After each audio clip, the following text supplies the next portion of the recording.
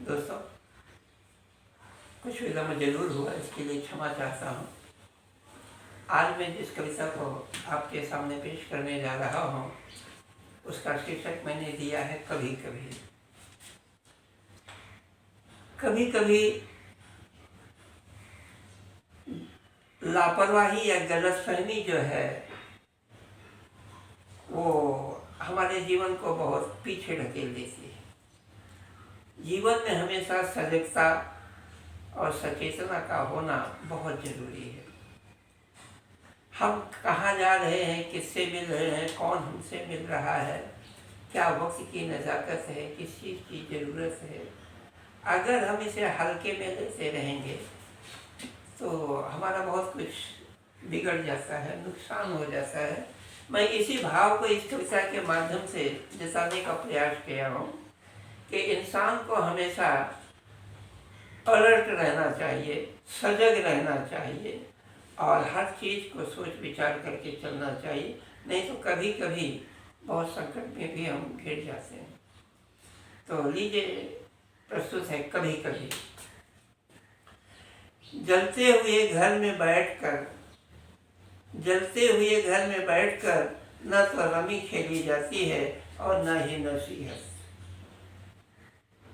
घर हमेशा जल रहा है, मतलब ये कि ज़रूरतें हमेशा है, वक्त बहुत तेज़ी से बदल रहा है और इसके साथ साथ अगर हम लापरवाही करते हैं तो वो ठीक नहीं है। तो जलते हुए घर में बैठकर न तो रमी खेली जाती है और न नसीहत दी जाती है। समय की प्रतिकूलता में अनुकूलता का होना जरूरी है।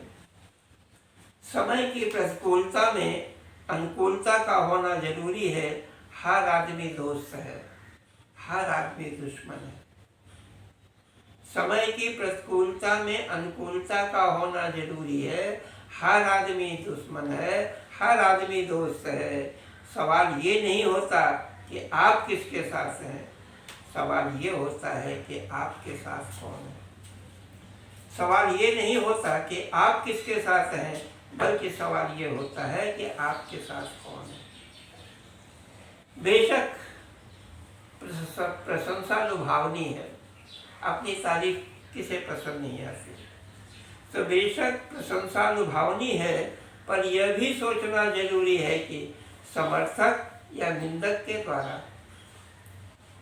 प्रशंसा लुभावनी है, पर यह भी सोचना जरूरी है कि यह समर्थक है या निंदक है।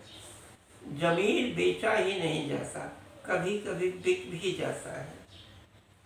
जमीर बेचा ही नहीं जाता, कभी कभी बिक भी जाता है हमारी प्रशंसा में, और हम खुश होते हैं तालियों की गड़गड़ाहट से। अक्सर आजकल ऐसे ही दोस्त हैं जो आपकी तारीफ करते हैं, मगर उस तारीफ के पीछे उनका छिपा हुआ व्यंग रहता है, कटुता रहती है, और आप सोचते हैं कि मेरी बड़ाई हो रही है, मेरी प्रशंसा हो रही है। तो प्रशंसा के उस भाव को समझना जरूरी है। जब तक आप उसके इस भाव को नहीं समझते हैं, तब तक आप सही दिशा में नहीं चल सकते हैं। बीता हुआ कल गढ़ता नहीं कल।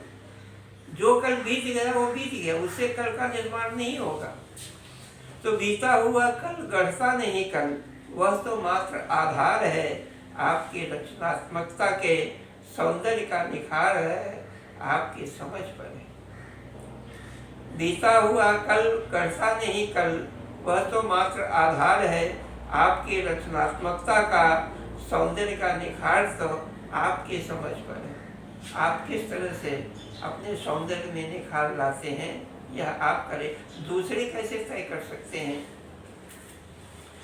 अंतिम पंक्ति है, दोष ही दे कल तब भी ठीक है। दोष ही दे कल तब भी ठीक है, किंतु जब कल का वजूद ही संशयास्पद हो, तब आज की चेतना को जगा लेना ही बुद्धिमानी है। दोष ही दे कल तब भी ठीक है, किंतु जब कल का वजूद ही संशयास्पद हो, तब आज की चेतना को जगा लेना ही बुद्धिमानी है। याद रहे, सम्मान सफलता के द्वार खोलता ही नहीं, खोलने का अवसर भी नहीं देता कभी कभी। याद रहे, सम्मान सफलता के द्वार खोलता ही नहीं, खोलने का अवसर भी नहीं देता कभी कभी, क्योंकि जलते हुए घर में बैठकर न तो रमी जाती है न तो नसीहत दी जाती है। इसलिए आपको मिला हुआ सम्मान कहाँ से मिला, किसने दिया और क्यों दिया, इस पर विचार करना बहुत जरूरी है। मैं इस कविता में इसी को दर्शा रहा हूँ। कविता कैसी लगी दोस्तों, कमेंट्स करके जरूर बताइएगा। नमस्कार, जय हिंद।